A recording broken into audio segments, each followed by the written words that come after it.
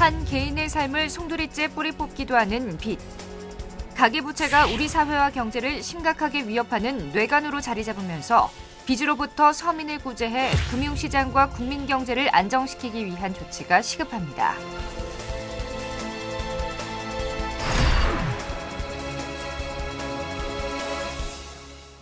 안녕하십니까. 진보정의당 국회의원 박원석입니다. 빚을 갚지 못해 삶의 터전에서 쫓겨나거나 신용불량자로 전락하는가 하면 심지어 소중한 목숨까지 포기하는 안타까운 일들이 우리 주변에서 일어나고 있습니다. 가계부채가 개인의 문제를 벗어나서 커다란 사회 문제로 떠오른 지금 빚의 고통에 시달리고 있는 서민들을 정치권이 더 이상 모른 척해서는 안 된다고 생각합니다. 채무자 회생 및 파산에 관한 법률 일부 개정 법률안. 개인회생 절차의 시효성을 확보하기 위한 이 법안은 주택담보채권에 대한 강제 집행을 제한해 채무자의 주거 안정을 보호하고 파산 선고 10년 경과 시 면책 결정의 효력을 지니도록 하는 내용을 담고 있습니다.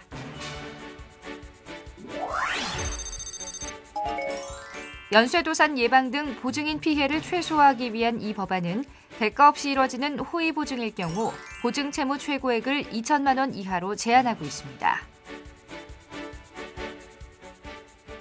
우리나라 가계부채 수준이 922조 원 정도 됩니다.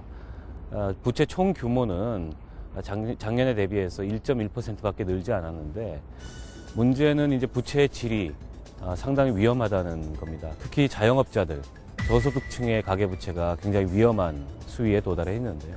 가처분 소득에 대비해서 이 가계부채 비율이 200%가 넘어요. 그렇다 보니까 이것저것 제하고 소득보다 2배 이상의 빚을 지고 있는 굉장히 위험한 상황이고요. 그리고 우리나라 가계부채의 가장 취약한 그 구조적 요인 중에 하나가 주택담보대출입니다. 그 하우스푸어가 돼 있습니다. 그 하우스푸어의 규모가 상당하고요. 지금 수도권 같은 경우에는 부동산 거래가 거의 없다시피 한데 이런 조건에서 이제 만기가 도래하게 되면 가계 파산으로 이어질 수 있는 그런 위험한 상황입니다. 그리고 지금 대부업 이용하는 이용자 규모, 또 신용카드 연체율 모든 지표들이 가계부채가 위험 신호라는 것을 전 드러내고 있다고 생각합니다. 우리나라는 주거 안정을 이루기가 대단히 힘든 사회입니다. 그렇기 때문에 누구나 집을 갖는 것이 꿈인 그런 사회가 돼버렸습니다. 그런데 어느 날 갑자기 은행에서는 개인의 어떤 담보 능력이나 소득 상환 능력과 관계없이 대출을 해주겠다. 그리고 언론에서는 당신도 이참에 집을 사라. 왜 집을 사지 않느냐라는 광고를 통해서 사람들의 그런 그 대출 욕구 내지는 집을 구매하고자 하는 욕구를 자극하고 그렇기 때문에 이게 개인의 어떤 그 무책임한 그런 어떤 소비욕이나 개인의 무책임한 어떤 이 대출로 인해서만 발생한 문제가 아니고 사회 구조적 요인이 여기에는 포함이 돼 있다는 거죠. 가게가 파산을 하게 되면 단지 가게의 파산으로 그치는 게 아니고 대한민국 경제에 저는 위협이 될 수 있다고 생각합니다. 그렇기 때문에 이건 사회가 함께 풀어야 될 문제지 개인의 어떤 그 도덕적인 윤리적인 책임으로만 이렇게 돌릴 문제가 아니라고 봅니다.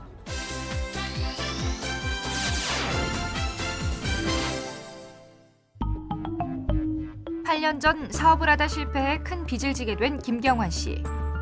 열심히 빚을 갚으려 노력했지만 감당할 수 없을 만큼 불어나는 이자와 부채에 경환 씨는 결국 개인 파산 신청을 하게 됩니다. 당시 빚 보증을 섰던 아내 역시 파산 신청을 했는데요.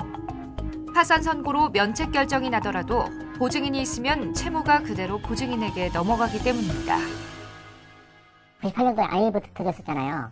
IMF 발생했고 그때 이자가 그때 엄청나게 뛰기 시작하는데 또 빚을 갚기 위해서 또 빚을 내고 최선을 다하다 도저히 안 돼가지고 그래서 이제 파산 신청하게 된 게 둘 다. 예. 참 너무 힘들었죠. 예. 예, 저도 힘들었고 이게 도대체 웬 달벼락인가 이거 도대체 그런 생각이 있었죠. 그때 이런 것 때문에 막 자살하는 사람도 있고 그러는데 아주 막 심정이 좀 하기하면 남의 빚 이렇게 졌는데 그게 어디 쉬운 일이겠습니까? 그 정도는 뭐 정말 감수해야 되는데 너무 이렇게 눈물 나니까. 채무자가 빚을 갚을 수 있는 능력이 부족할 경우 채무 해결을 도와주고 경제적으로 다시 재기할 수 있는 기회를 제공하고자 마련한 제도인 개인 파산 제도. 하지만 개인 파산 신청을 했다고 해서 빚의 고통이 끝나는 것은 아닙니다. 신청 후 파산 선고가 내려지는 기간 동안 채권에 대한 강제집행 중지 명령이 없기 때문인데요. 이 때문에 개인 파산 신청자들은 삶의 기본 공간인 집마저 잃는 경우가 많아 회생이 더욱 어려워지는 경우가 많았습니다. 절박한 상황에 처한 채무자들의 방어권 보호를 주장하는 민간단체 희망살림. 이곳에서도 채권 추심과 보증인제를 강하게 비판하고 있습니다.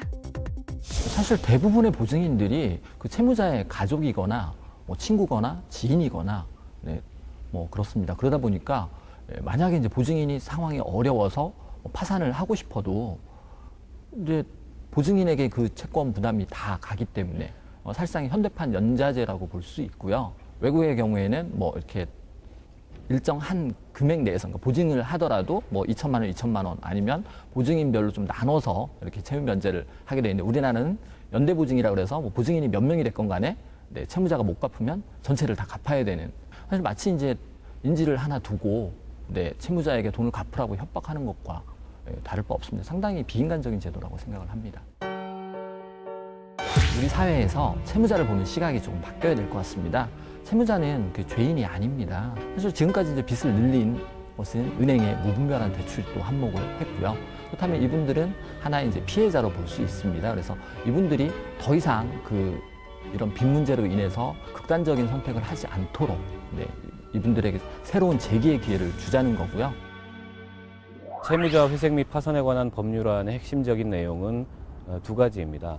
우선은 그 주택담보대출을 받은 사람이 그 개인 회생에 돌입할 경우에 집을 잃게 되는 경우가 굉장히 많습니다.